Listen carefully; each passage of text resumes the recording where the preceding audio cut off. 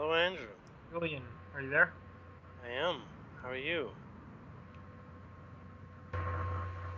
Can you hear me all right? I can indeed. How are you? I'm good. How are you doing? Oh man. Well, I'm doing great today. I feel really good.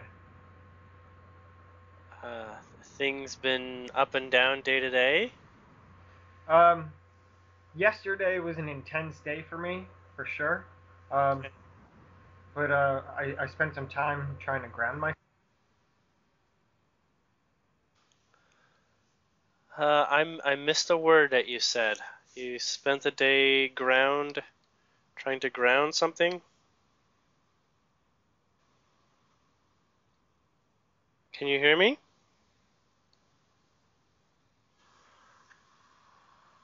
Hello, Andrew? Hello? Yeah, I can hear you again. Okay, sorry about that. Are you walking with a Walking, mobile talking. version of Skype or something? No, no, I guess I had something clicked with the microphone on accident. Ah, I see. So you mentioned that you were trying to ground, is the last words I heard. Yeah, yesterday I felt like I was off the rails. So today I spent some time grounding myself this morning and meditating for the first time seriously, and um, and it seemed to really help a lot. But like I was saying, today's been a really good day. They've all been good days, but today especially. I see. Do you notice a particular something that's coming up over and over again? Particular Um, theme, a particular issue? um, you mean anything at all? Right. Yeah. Well, since I got onto this, I don't know. Somehow I fell into reading a Native American book, and I Uh-huh. just started down that road, and I haven't stopped since. Even with music and stuff, that's been really interesting. Other than that, it feels like everything else is different. Okay. Uh, And are you noticing the themes and messages from the Native American um, literature applying to your local time, space, and life? yeah, very much so. It's been quite synchronistic as well, which has been really crazy. Oh, and I meant to say hi to the Pleiadians. Hi, everybody. Love you. Thanks. Sorry, forgot that. Yeah, I've had some synchronistic events, and a lot of stuff has resonated. So, I've kind of been going down that route. There was this music I came across. His name is Nahko, Nahko, and Medicine for the People. And Nako Bear. yes, yes. Um, and I don't know. I fell into listening to one of his songs. I ended up listening to it almost every day for the past couple weeks, and I felt like it was really helpful for me. Yeah, it's pretty inspiring material, actually. A lot of his work is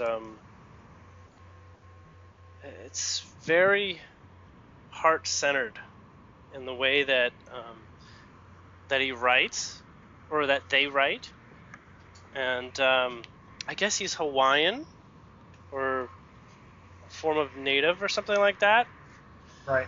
maybe from Hawaii. And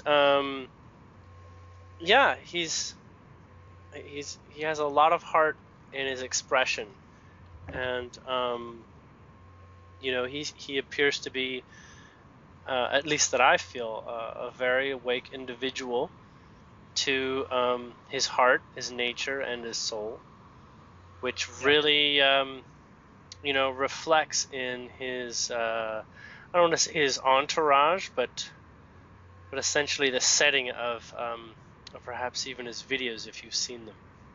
Yes, I have. Um, so you just came across that, or you just revisited it? No, I just came across it. Just came Fantastic. across it. Yeah, somebody played it for me.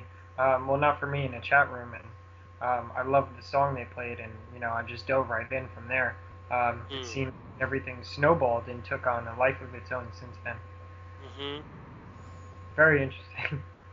Yes. Uh, it's a really good sign that you're coming across that, because it is a very strong symbolic truth of expressing yourself and expressing your heart.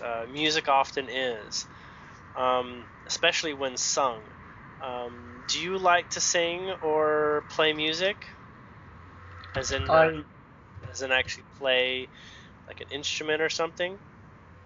I do. I don't sing. I wish I could, but I've always liked to make beats. Hmm. I used to write a lot of poetry as a kid, and that just turned into like hip hop stuff. Oh. Something I could put to a beat, and that's another thing I've been doing a little bit more of with the creativity Hmm. since then. I'm just trying to put out some positive stuff and be creative. Well, every time that you give yourself permission to be creative, what you're doing is you're giving yourself permission to open up. This is a really weird symbolic image that I got. Opening up Santa's bag of presents, because inside that journey is you're finding all your fondest dreams that you never knew you had. Um, you might have had the idea of several of them, but in fact, all your wild fantasies and joys and discoveries, they all come from that place that you are more than you know, for the most part, or at least more than your mind is able to fathom, really. And from that place, there's just an abundance of, we could say, gifts, but an abundance of energy, and in other ways we could even say free energy, awaiting um, your involvement in further discovery and exploration, and sort of resonating with and joy, even if they're even just momentary. Like a song, discovering a song that's fantastic. It's a momentary gift, but that gift raises your vibration, and that vibration um, is an overall impact on your entire experience. The more that you have a great positive experience like that, the more that your body learns where your energy really comes from, and so it directs attention to following through with having more of that and believing in that. So you're really sort of entraining your body into raising its frequency as well. Wow. Well, that's good to hear because all this stuff I feel like, I jumped into a river and I'm not even fighting the current. I Hmm. feel like I probably couldn't even if I wanted to. But the music and the creativity is always something that I loved, and it's funny.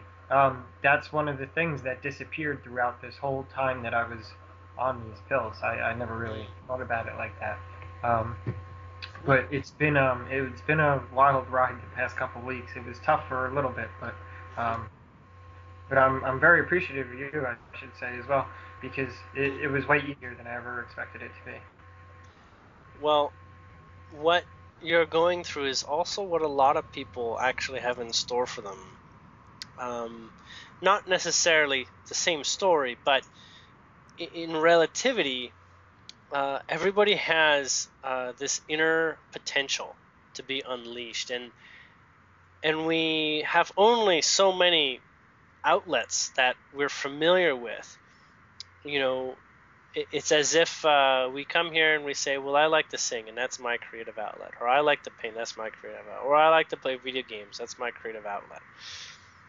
And but in fact, you really, each one of us has just a vast well of creative juice, as many might understand it, that that is inside, that wants to play. And you'll note that some of it wants to play more, or let's just say sooner than others. But you do want to maybe go on a hike in the wilderness someday. You do want to learn to ride a horse. You do want to maybe ride a motorcycle. You do want to, play the banjo. All these things, they seem like they're just playful games, so to speak, and don't actually offer any, let's just say, financial security. Okay, they don't offer any sort of like life-sustaining apparent means, just by having that. And they've said, make your passion into your business. So if you like being a lyricist, and you like rapping, well then, start making albums or something. But in fact, that's not even how it has to happen. Just by expressing yourself, just by loving to ride horses or motorcycles or whatever, not only will things transpire to make sure that you are able to keep doing that, as long as you aren't resenting any part of it, but enjoying all of it and not reflecting on any resentment or what it takes or whatever, as long as you're enjoying that fully, you not only will get to keep doing that, but that will raise your vibrational state to a higher place of enjoying lots of things, more so, and the other things will come closer. And that is how life takes off. You think, well, I need to.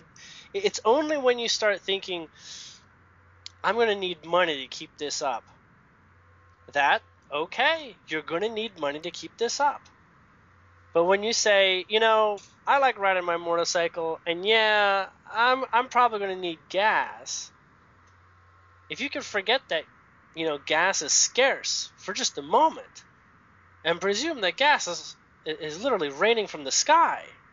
That's kind of a joke, but that gas is all around us and available. You could be on that motorcycle all day until you're tired. And if you say, well, I'm going to get tired, I can't do it all day, well, that's giving your body permission to get tired. You may actually develop your muscles just as appropriately as you need to be riding that bicycle all day without running out of gas. Okay? And not only that, you have no It's so idea funny how that you everything say else that will get because I had taken my care dog of. staring. Your what? No, sorry. Go ahead. I can wait. No, I was saying, repeat what you were saying.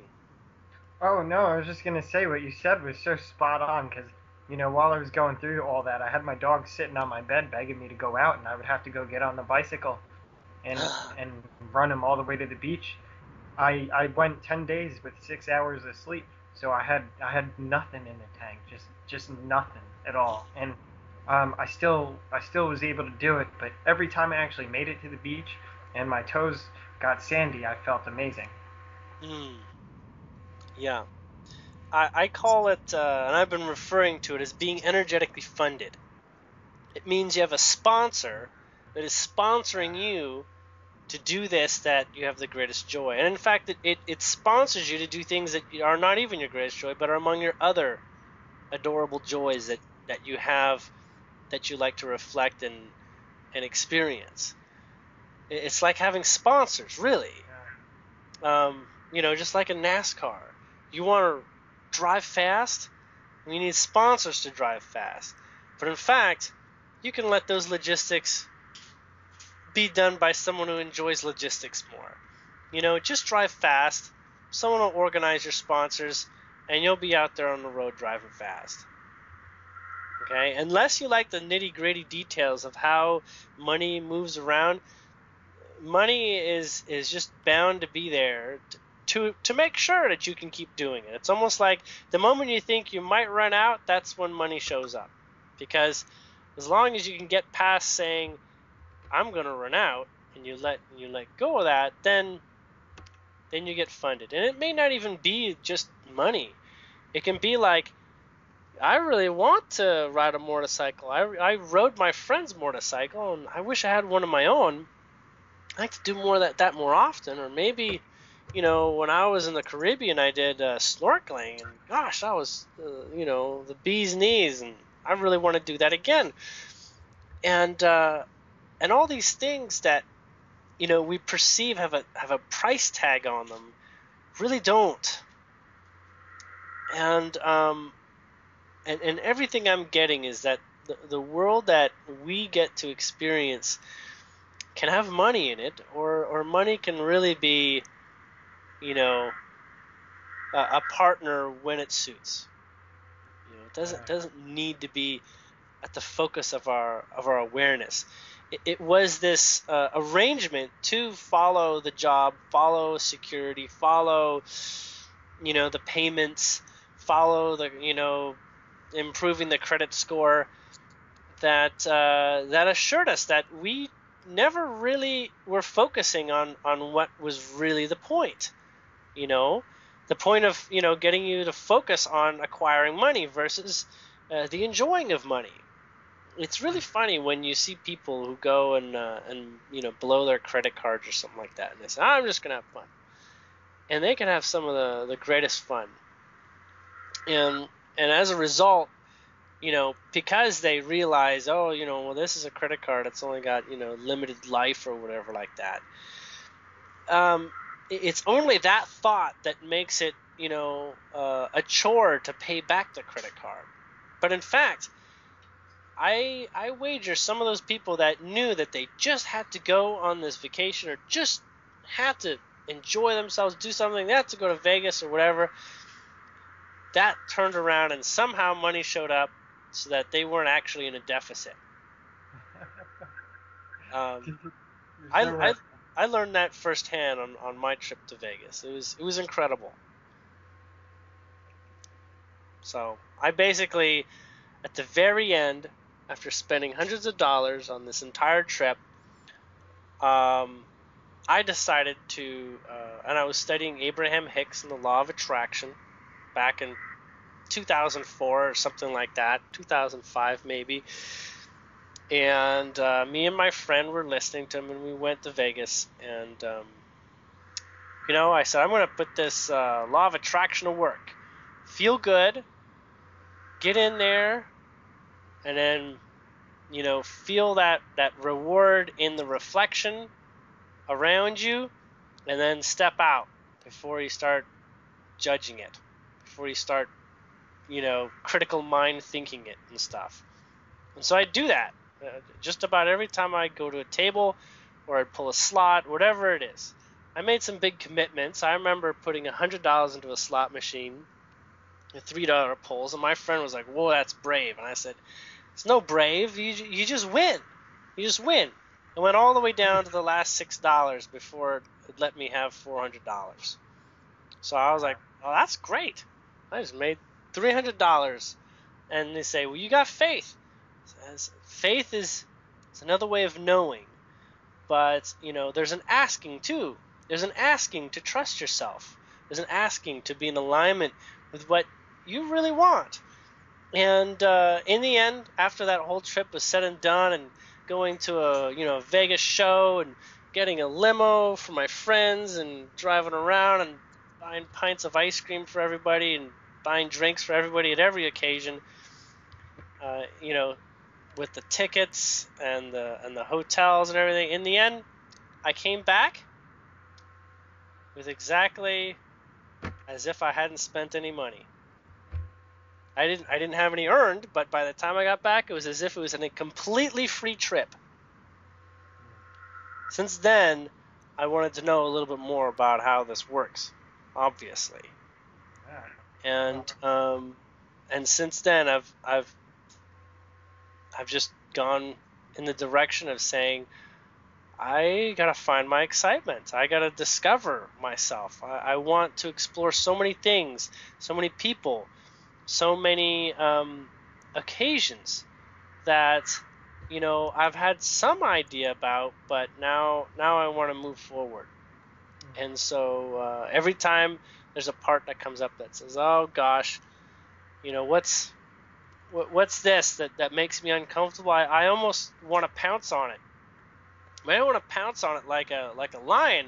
I want to pounce on it like a 2-ounce kitty. That's just sort of playing with something, and say, hey, you think you're big, bad, and mean? You're, I'm not going to give you the same kind of attention. I'm going to be playful and keep an open mind, and be willful at the same time as being in regard of what's in front of me, with what has come up or what my mind is thinking or whatever circumstance are there, and you and basically, I don't want to say you gotta, but it really helps to have some patience, because oftentimes the calculating mind has got to take action before you realize it has no substance. It's kind of like not too long ago, I was going to get a car, and this guy, he's a used car dealer. I should have known. I've never bought from a used car dealer before, and kind of thought I needed a car pretty bad, and he kept bringing up more and more conditions that made it go sour. But he had such a good attitude. The price was going up, more than the listed price. The conditions were getting worse, but he was such a nice guy, and I said, this is really funny. And anyways, I had an appointment. I said, I got to get this done because I got to get out of here. And I was basically there for like an hour and a half. And as I started moving out, he started conceding, and he started putting more pressure in other ways. And I said, no, honestly, I got to go. I got an appointment. And he said, well, all right, fine, good luck out there with your car search. I said, I'll come back. I'm going to come back. He says, well, forgive me, but people don't usually come back, And I walked, I made my way home, and following day, I didn't return, because I realized that in the moment where I actually have the space to not be driven by someone else's intentions, or by, simply because he was very welcoming, I was accepting his welcoming nature. But at the same time, he was welcoming me into a condition that was actually not my true condition. So by stepping out and actually reflecting on what really mattered to me, I saw that I did not need to accept his terms of surrender, and look back on this thinking, gosh, if he knows even himself that I'm not going to come back, even he knows this isn't a good deal. Like if the deal spoke for itself, I'd be back. But it just came down to, sometimes you gotta have the patience to look over something, step out, give yourself a chance to breathe, and move yourself out of a circumstance, and you can even prepare those for yourself when you're going into maybe like something that might stress you out or whatever. Give yourself like an alarm clock, so that you don't necessarily run through the whole gauntlet without getting a chance to breathe. Like, for instance, say you got to go to the mother-in-law's, and she's nice enough after 5 minutes, but you give her half an hour and she starts to drain on you. Like sort of like time in there 15 minutes after you're there, excuse yourself to go to the bathroom, and then you can meditate a little bit, and you say, oh, I'm not gonna give up my world. I'm gonna hold my presence, and I'll hold and reflect, and raise my awareness. Doesn't mean the circumstances don't change right away, but at least you'll have a greater sense of mind to not necessarily fall into attracting it, because other people that we love bring us to a circumstance that we're not comfortable with. Anyways, there's lots of these things, and really, I'm just blabbering. I'd like to hear what you want to talk about. No. It's so funny. Everything you're saying, like you're speaking generally, but it was like what you were saying was actually specifically happening to me. Okay. Yeah. I'll give you an example. Like, I sat here on my bed, and I realized one of the first thing was that the hardest thing for me to do is to make like the choice to get up. From when you're laying in your bed, it's kind of like, geez, I'm so tired right now. The thought of taking the dog to the beach, oh my God, no way. Mm-hmm. You know. But once you're on that bike, it's like all right, I got this, no problem. Yeah. Which is really interesting when you said that. And then another thing about the analytical mind needing to get up and do something right then and there. Um, that I feel like acutely defines the struggle I was going through. In the withdrawal with a full bottle of pills behind the door. Mm. Um, because all the analytical mind is saying, you've had 5 hours of sleep in 2 weeks. You need to go take one of those pills and just feel okay again. Mhm. And you need to do it right this second, like right now, because you can't take another second of this. And then I feel like I've gotten a higher part of me active enough that's able to recognize it and then shut that voice up and realize that there's really only one moment, and that as long as I can do it for this second, I can do it for days, weeks, months, years if I had to. Mm. Mhm. And it was, and that was the struggle. I mean, I literally slept maybe 6 hours in the first 10 days. Definitely not even seven, and the whole time that was kind of all my mind was doing was really scrambling itself, thinking about whether or not I'd do it again. Mm. So it was interesting that you said it in a general sense, but it really was particularly, yeah, acute to my situation. That's exactly what was going on. Yeah, I'm gonna share something that I'm getting analytically from the Pleiadians that are being a bit analytical. Is that the people that are given different sort of pills for different conditions, they're the ones that actually are a great threat to the system. If they don't get the pills are almost like, this guy is such a freedom fighter, we're gonna have to take him down. Like he actually poses uh, with regards to the way that he's acting and the way that he is naturally and the way that he wishes to be. He's actually really he poses a lot of trouble to the infrastructure, and so it's basically handcuffs, Yes. you know.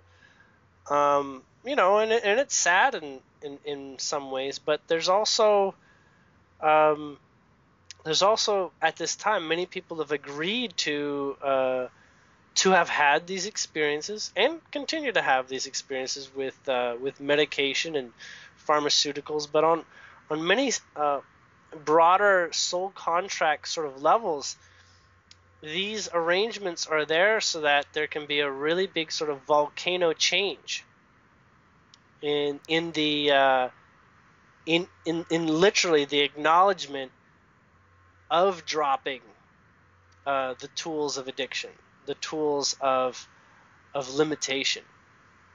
You know, because when you allow yourself to be basically loony and crazy, per or not even just loony and crazy, but basically so different that in order to fit in, there's a chemical that gets you in line.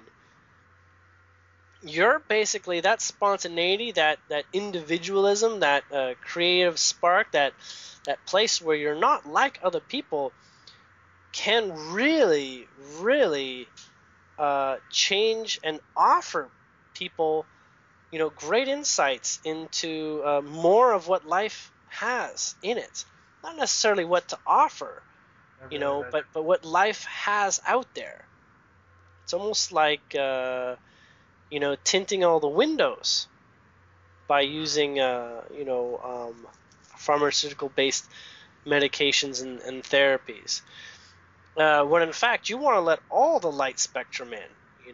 Sure, you're saved from skin cancer or whatever like that, but that's not even real. They're almost making up illnesses so that the pills can show up, because all these different ways that we're creative.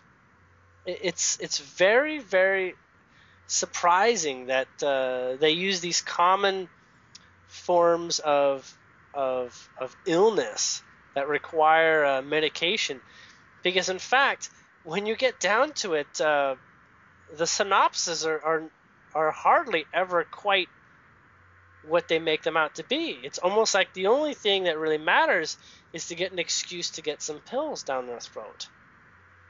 You know? I Um, I agree with you. anyways, I've, gone down the road of beginning to understand the addiction that comes from playing video games. I've mentioned this to you before, I believe. And I've found that different types of video games that people are attracted to relate to different sorts of soul contracts and personalities that are seeking specific forms of experience and certain forms of energy that sustain them. Because really, video games, all really they stand for is micro successes. You see, it's like small measurable success. However, most video games don't have a real world application, right? So it's almost like, if you like, I'll give you access to another dimension that has money that's easy to use, monopoly money over there. And when you're in that monopoly world, you can feel rich, and that's great. But when you come back here, just remember that's monopoly money, and you're not really rich. You see? And so the bridging between the illusory world, that's not just video games, it's also movies. The mind doesn't know that you're in another dimensional space of reality. The mind treats it, and the subconscious treats it as if that's what it is. When you're reading a book, you're in that world. The mind treats it like you're having that experience. I mean, how else can you tear up at something that you read when it didn't really happen to you? But it did. It did happen to you on one level. And that one level is your immersion with that reality. And it takes actually, it's quite important for you to have your imagination when you're reading a book, as you know. Your ability to visualize and your ability to analyze and to take the information and put it together. Video games just take less effort, and movies even less effort. So those are more like stories on rails. And you can be guided much more towards certain feelings with movies and television. Video games slightly less, and books even less so. But in general, what you're looking at is an environment that actually is true. It is a micro world, as in it doesn't have all the same rules as we do, but some of these worlds get quite developed. Like the Lord of the Rings world is quite developed. You can almost imagine what it's like to cross that map, because every area of the map has a story behind it. Or like Star Wars. You can almost imagine what it's like to be in the world of Star Wars, because there's been so much material, making that reality rich. And so what do? What do you get? You get fanboys that are Star Wars nutcases, and they live in there. And that's their reality. And they walk around carrying, plastic lightsabers, and that's all they want to think about. Except, on one level, is it real or isn't it real? Well, to the mind, they're nutcases. But they're not being given medication because they're harmless. Okay? Because those worlds, of course, anybody that looks at you and you say you're a Jedi, people are like, you just have fun, you're so cute, Whereas you say, I know how to create matter out of nothing, People say, wait a second. This guy, you're absolutely bonkers. You can't do that. Make sure this guy gets his dose. Mm. I can hear voices. Make sure this guy gets his dose. You're not supposed to hear voices. Please, don't let him hear any voices. Because that's not appropriate. If we start listening to voices, guess what happens? We all start having access to information we shouldn't have had. Does that make sense? Yeah, absolutely. So, anyhow, again, I can get on a rant pretty easily. But one of the points I was going to make there is that through my analysis of what is attractive in a game, I can really talk about, and I've discovered, how to talk about what is really going on and what sort of elements of actual life they're really trying to explore, but don't have an output or a functional this side of the world sort of example in order to go through, Like we can say, I like those shoot 'em up games. I like being a soldier and going to war or whatever. And, you put them in the real armor and they say, I don't like this at all. This isn't at all like the video game. Well, of course it isn't. Because there's no consequence in the video game. You just get to do what you like in there. And is it about killing people? All right, I'll let you do it in the real world. Go kill people. People find out, no, actually, I don't like killing people. It's like, well, why do you like it in the video game? It's like, well, in the video game, I'm not really killing. Aha! So then what are you doing? What's so enjoyable? Pretending you're killing people? Actually, no. A lot of the reasons why people like shooting people in the game is because they like the consequence. If it's a live person, it's a lot better than a computer player. Why? Because now I can demonstrate I have some influence over another person. I can actually wage my ego versus another person. Why else might I like playing a shooter game? Because it develops my strategic mind. I feel like I have reflexes. I have visceral adrenaline running through my body. This feels good. It makes me feel like I'm in the wild, that I'm living in a survival, but I'm not actually in danger. My mind, at times, is in danger because it doesn't want to get shot by another player. And so I have a measurable, mediocre experience of what it is like to be, prey and to be hunter. That sort of thing. And those, basically stir up the blood and stir up the energy moving in the sacral and other sort of energy centers as well. Now, you don't want to live in that place. You don't want to go back and be a caveman, okay? You like everything being simplified. So basically, the ability to explore for a time is ideal. Anyways, again, I want to return this to what you want to talk about. No, I mean you're pretty much hitting the nail on the head with everything. Um, what did I have in mind? Oh, there were a couple of things. One, how you mentioned, it was kind of like tinting windows before. I totally agree because the way I described it was like I took off a blanket of darkness that I didn't know I had on me. Um, you couldn't tell it was there, but once you are able to take it off, you realize that there's a lot more. Um, there was a lot more potential there than you ever thought. Um, that's been a really interesting thing. I mean, my heart has been bursting out of my chest since I've done this. Yeah. Literally, it's I've never felt anything like it before.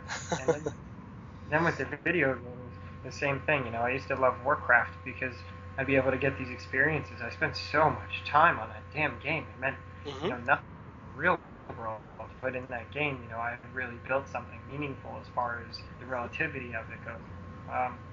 Yeah. So and that game is specifically designed ways to actually attract a very large range of video game interests.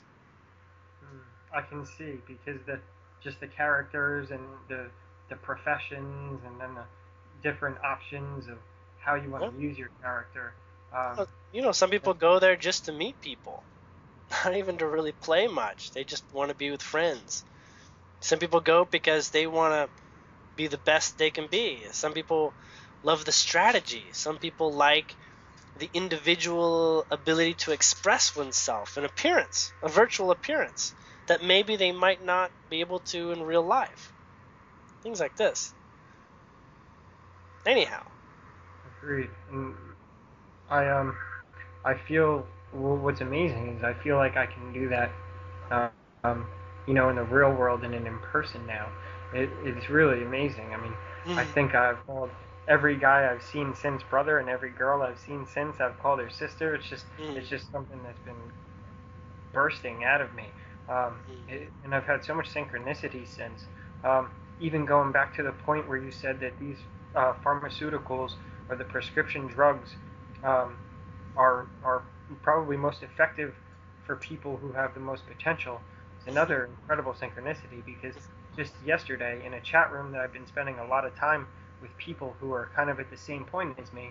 Um, One of these girls said she was throwing out her Adderall, so I sent her a private message, and I asked her about it, and she asked me why I thought that it was common for people in this room to have that problem, and I didn't have an answer until she asked. But when she did, it just became evident that they were probably made exactly for us, for that reason, to keep us from doing what we're about to do. Because what I feel like I'm doing right now is something that if I was on the other side, it would be my top damn priority to stop. Yes.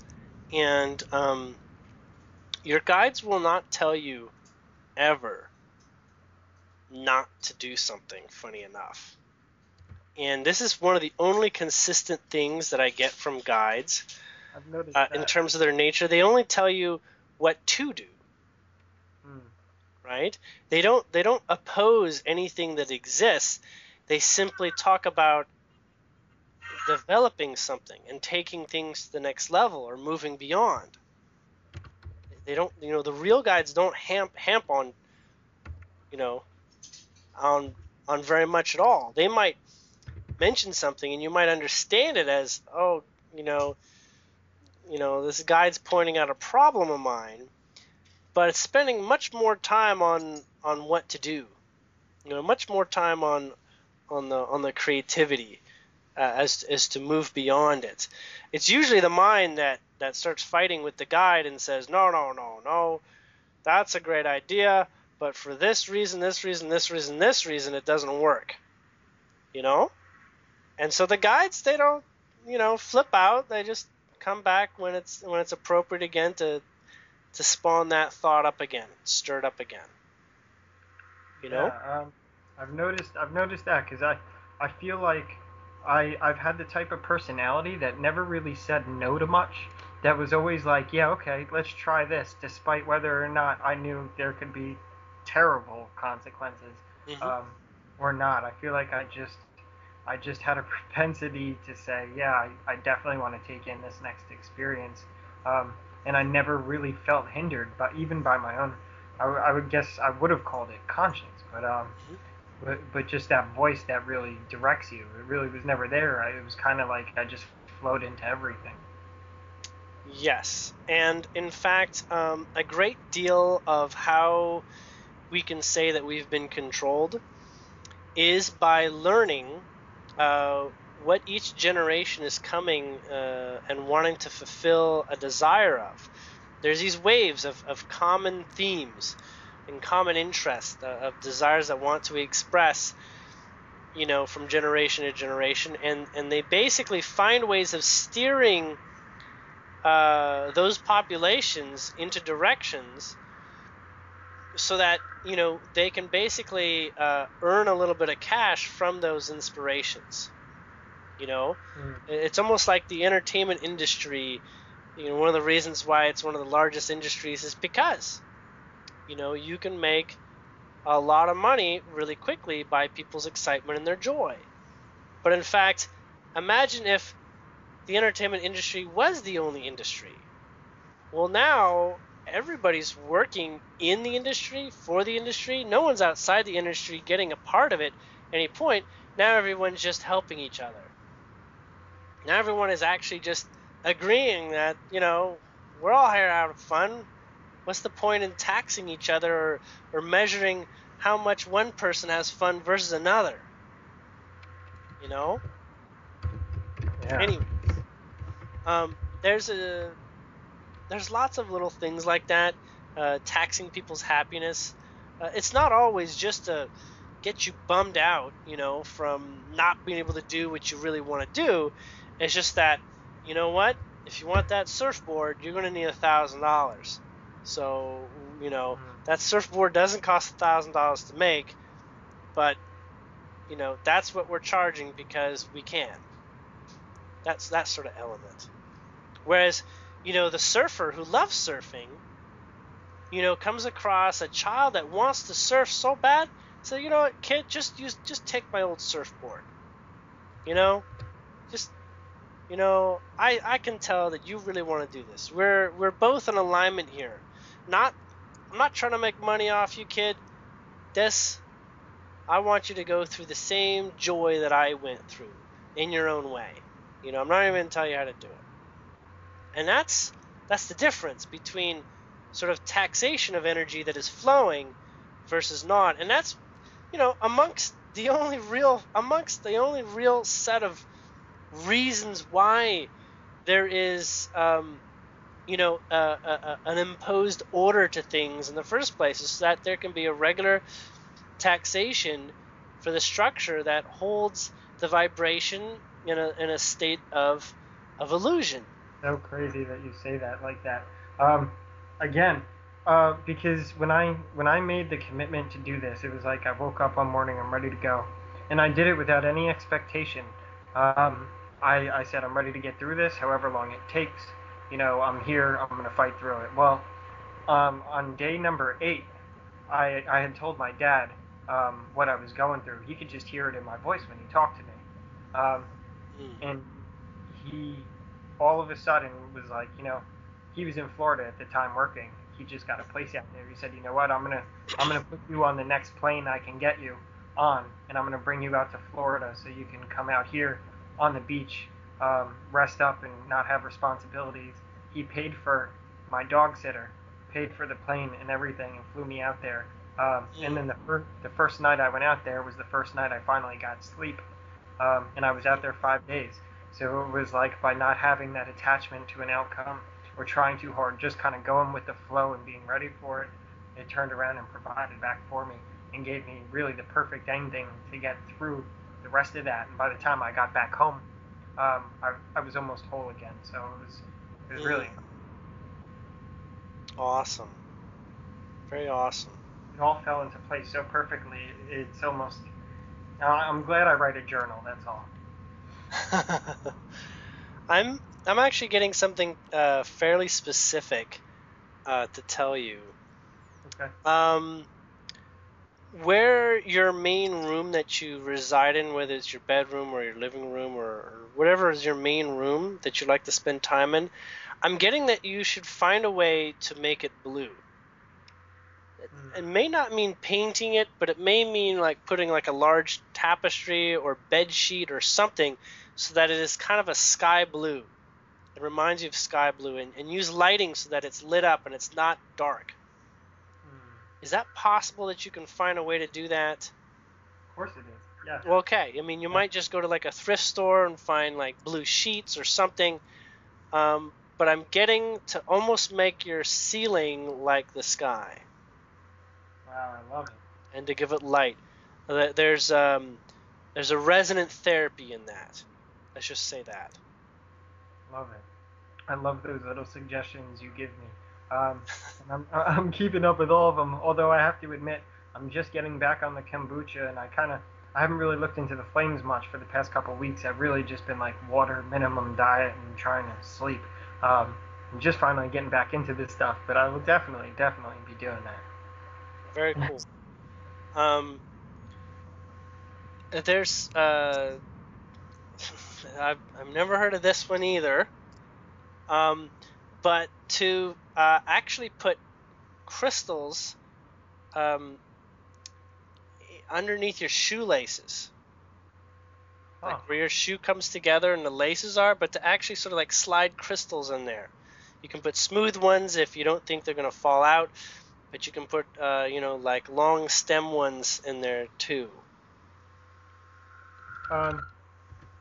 Necessarily clear quartz crystal or any crystal? No, any crystal, any quartz, like anything like that. So if you have like a long, finger type crystal, which I do. Good. Yeah, to put that in your shoelace, underneath your shoelace, so the shoelace holds it. I'm looking at a whole bunch of options right now. So. Well, just so long as it isn't uncomfortable, so you might actually want to generally loosen up your shoe a little bit, or even them out or something. This will it's kind of hard to explain what I'm seeing in terms of the energetic symbolism. We'll just say that your feet will land like drums, like you're dropping like a drum sound, and it's an actual energetic reverberation, and it's gonna kind of bless where you step and every time that you step. So it's almost like you're standing on like a little cloud of resonant energy. I don't know why I get this imagery, but if you remember in the Mario Brothers game, when Mario is able to jump and ride around in a cloud, it's like standing on a cloud of energy, and it just sort of like will follow you around. This is so blowing me away. So you've never heard of this before? I've never, no, this Have is you for ever heard you. of anything like it? Nope.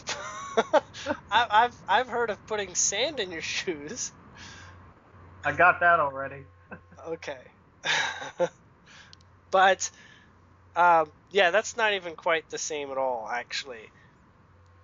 No, this is definitely uniquely carried over from your guides. Well, okay.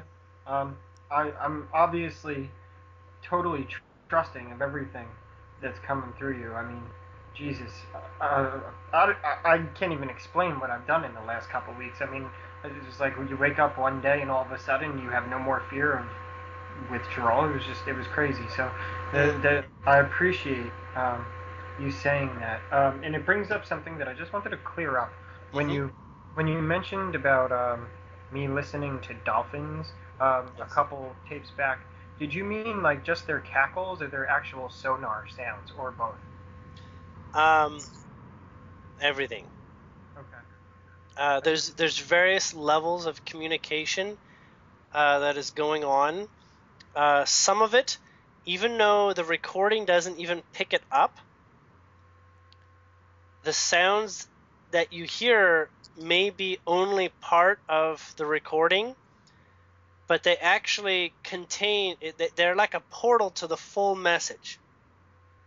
Does that make sense? So it's almost like if I say, have a nice, okay, you might presume I say, have a nice day, okay?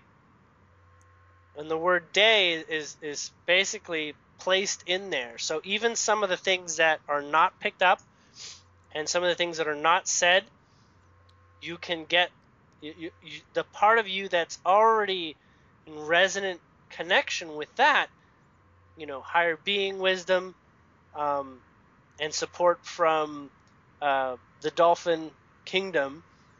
They'll sort of like complete the picture for you. So I'm getting the full range of sounds that you'll get from them. The sounds of water even is good, but like the sound of like waves in the ocean and lapping water. Yeah. But the dolphins themselves, I'm getting that there's just lots of dolphin sounds available for free,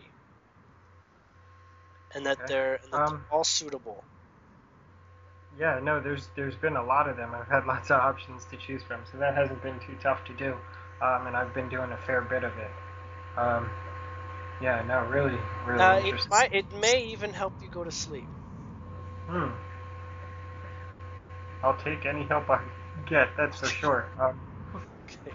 I wanted to ask you, now that like I feel like I'm feeling instead of thinking, Mm, um, and what I'm feeling right now is telling me to do some stuff that, I usually would never even consider.